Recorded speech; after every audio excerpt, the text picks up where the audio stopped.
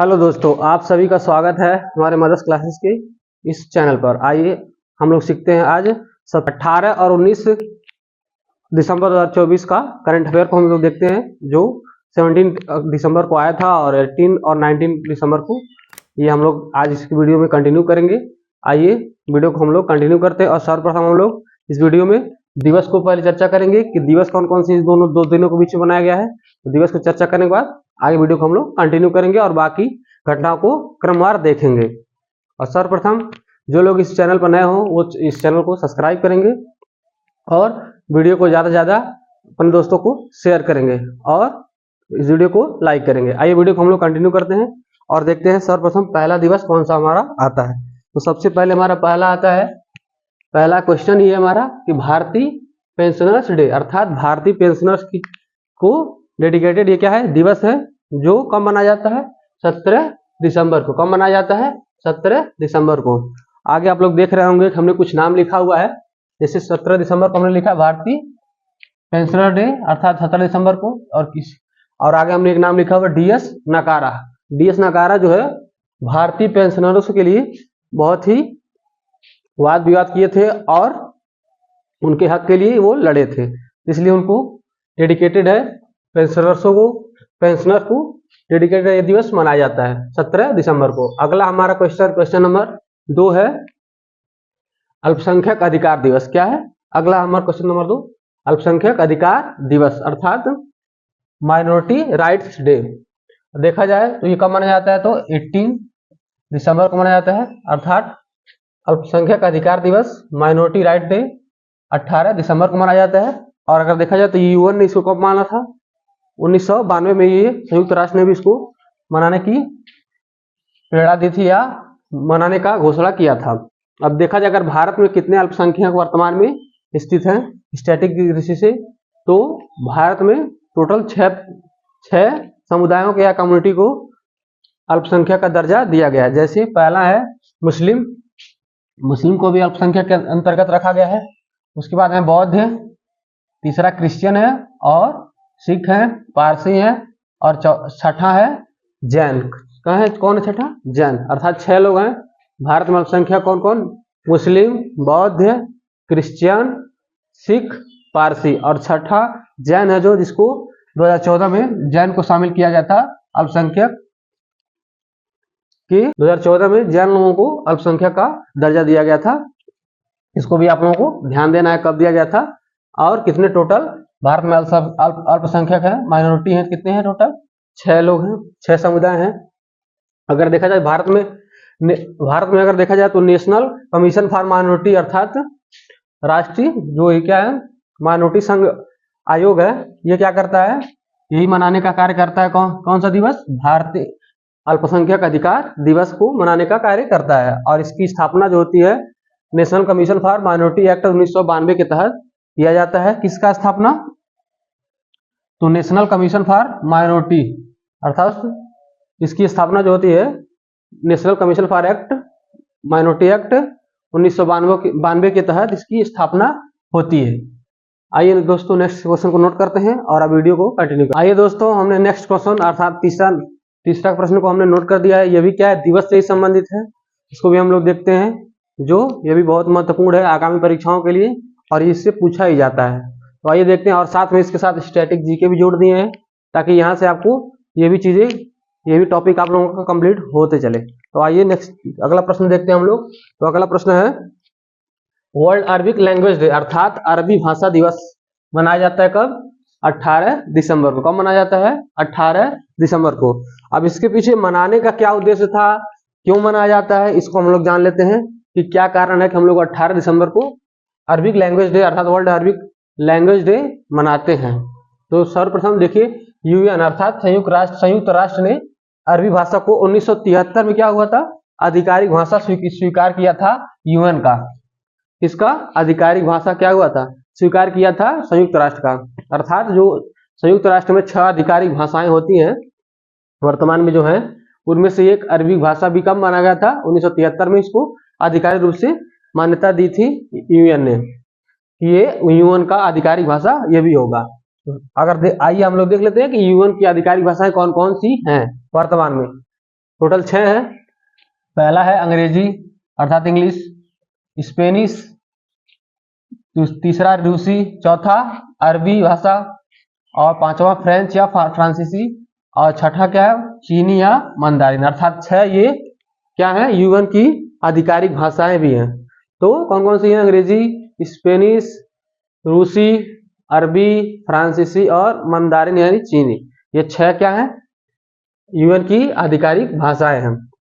अब आइए हम लोग यूएन के बारे में देख लेते हैं कि यूएन क्या कार्य करता है और ये किस तरह का संरचना इसकी है और क्या क्या इसके कब कब इसका स्थापना हुआ था, इसको भी देख लेते हैं। तो सर्वप्रथम यूएनओ अर्थात यूएन का पूरा नाम क्या है? यूएनओ। क्या नाम है? यूएनओ अर्थात यूनाइटेड नेशन ऑर्गेनाइजेशन। क्या है? यूनाइटेड नेशन ऑर्गेनाइजेशन अर्थात संयुक्त राष्ट्र संगठन इसको हिंदी में कहा जाता है। और इंग्लिश में क्या नाम है? United Nation organisation.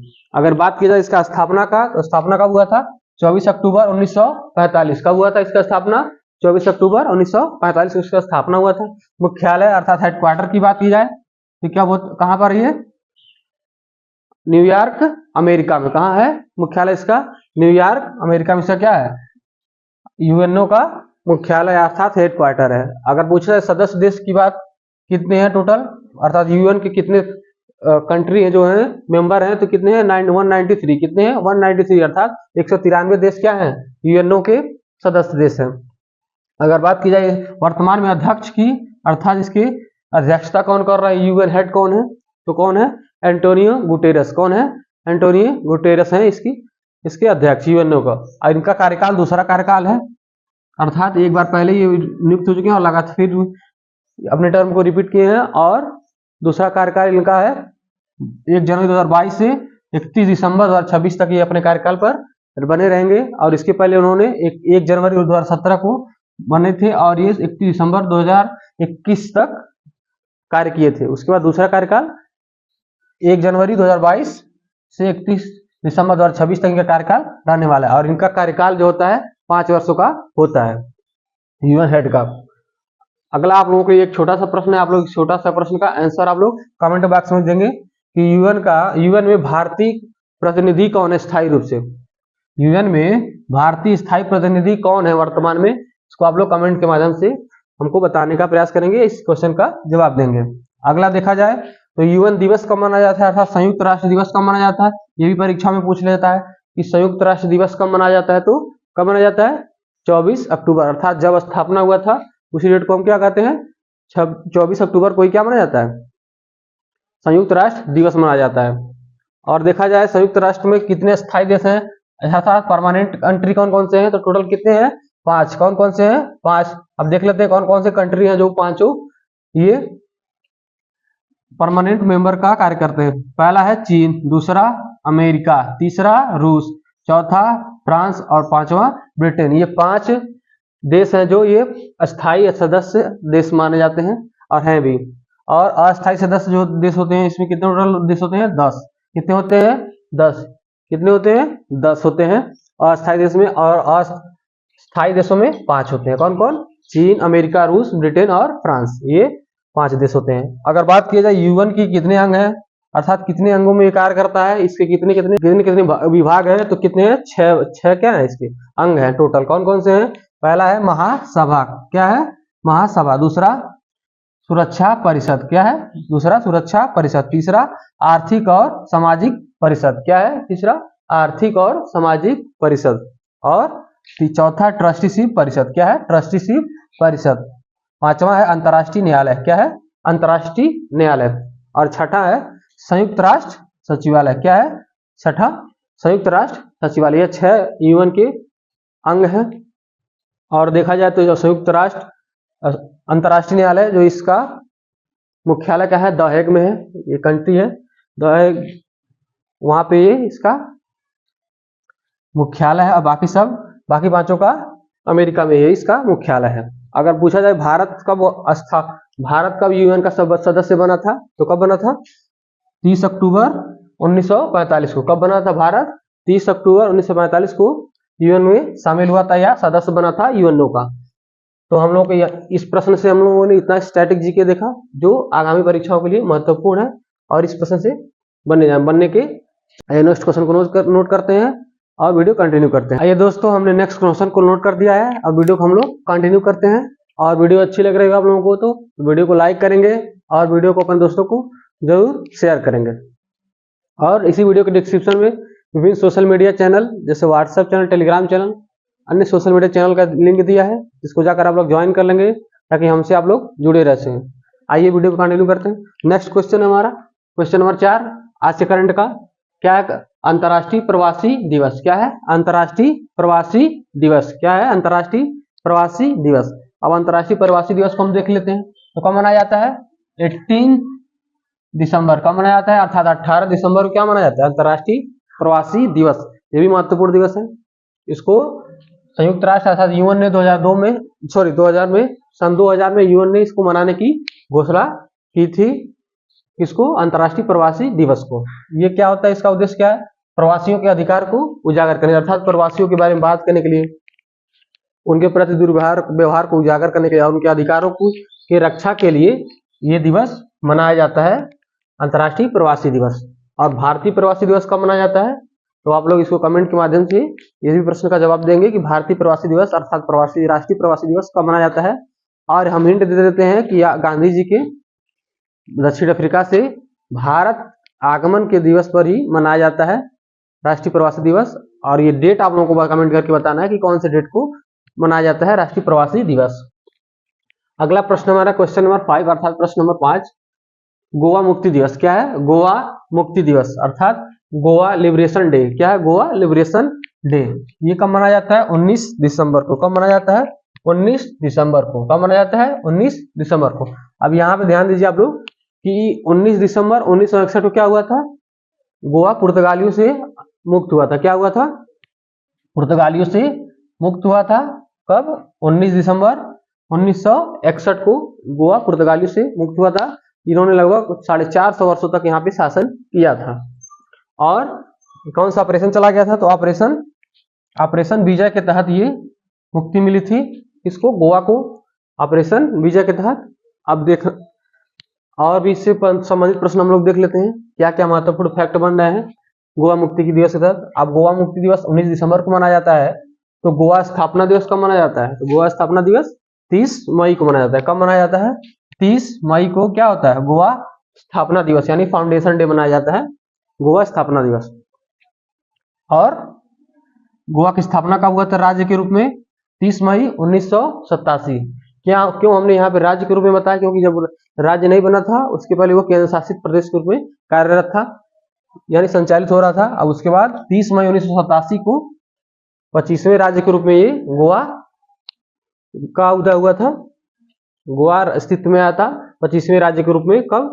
30 मई 1987 को 25वें राज्य बना था। अब देख लेते हैं गोवा की राजधानी, मुख्यमंत्री और राज्यपाल वर्तमान में कौन कौन है? तो गोवा की राजधानी कहाँ है? पणजी। कहाँ है? पणजी। और मुख्यमंत्री कौन है? प्रमोद सावंत। कौन है? प्रमोद सावंत यहाँ के मुख्यमंत्री हैं। और यहाँ के राज्यपाल कौन है वर्तमान में? PS श्रीधरन पिल्लई। कौन है? PS श्रीधरन पिल्लई। और यहाँ का राजकीय भाषा क्या है? कोंकणी। क्या है? राजकीय भाषा कोंकणी। आइए दोस्तों नेक्स्ट क्वेश्चन को नोट करते हैं और वीडियो को कंटिन्यू करते हैं। आइए दोस्तों हमने नेक्स्ट क्वेश्चन को नोट कर दिया है। आइए हम लोग वीडियो को कंटिन्यू करते हैं और देखते हैं आगे क्वेश्चन जो करंट अफेयर से क्या क्या बन के आ रहे हैं। अगला क्वेश्चन है क्वेश्चन नंबर 6। क्वेश्चन नंबर 6 क्या है हमारा कि जगत विक्रमा रत्ने क्या बन गए हैं? श्रीलंका के पार्लियामेंट के क्या बन गए हैं? नए स्पीकर। क्या बने हैं? नए स्पीकर बन गए हैं। कौन? जगत विक्रमा रत्ने क्या बन गए हैं? श्रीलंका पार्लियामेंट के स्पीकर बन गए हैं। और इनसे पूर्व कौन थे? तो अशोक रडवाले थे जो ये पूर्व स्पीकर थे। इनसे पहले क्या थे? ये अशोक रडवाले। अगर बात की जाए श्रीलंका की तो श्रीलंका की राजधानी कहाँ है? कोलंबो और जयवर्धनेपुरम कोट्टी। क्या है? कोलंबो और जयवर्धनेपुरा कोट्टी। और श्रीलंका की मुद्रा क्या है? तो श्रीलंकाई रुपया है। क्या है मुद्रा अर्थात करेंसी क्या है श्रीलंका की? तो श्रीलंकाई रुपया इसकी क्या है? करेंसी है। अगर देखा जाए प्रधानमंत्री कौन है श्रीलंका के वर्तमान में? तो हरनी अमर सूर्या। कौन है वर्तमान में श्रीलंका की प्रधानमंत्री? हरनी अमर सूर्या क्या है? वर्तमान में श्रीलंका की प्रधानमंत्री हैं। और राष्ट्रपति की बात किया जाए तो वर्तमान में कौन है? अनुरा कुमारा दियासनायके। कौन है? ये वर्तमान में राष्ट्रपति हैं जो हाल ही में चुनाव हुए हैं, इलेक्ट हुए हैं, तो क्या नाम है इनका? अनुराग कुमार दिसानायके। हाल ही में प्रधानमंत्री और राष्ट्रपति दोनों लोग चुने गए हैं। तो अभी हाल ही में ये भारत भी आए हैं, अनुराग कुमार दिसानायके। अगला क्वेश्चन नंबर 7 हमारा क्या है? आईएनएस निर्देशक। आईएनएस निर्देशक क्या है? ये क्या है? एक सर्वे वेसल है, यानी अर्थात इंडियन नेवी का ये क्या है? सर्वे करने की एक वेसल है, जो इसका शुभारंभ अर्थात ये जलावतरण कहाँ हुआ है? तो इसको जलावतरण किया गया है विशाखापट्टनम में। कहाँ किया गया है? विशाखापट्टनम इसका कमीशन किया गया है। और ये विशाखापट्टनम आंध्र प्रदेश में। और ये सर्वे वेसल जो है इंडियन नेवी का, ये दूसरा है। कौन? आईएनएस निर्देशक।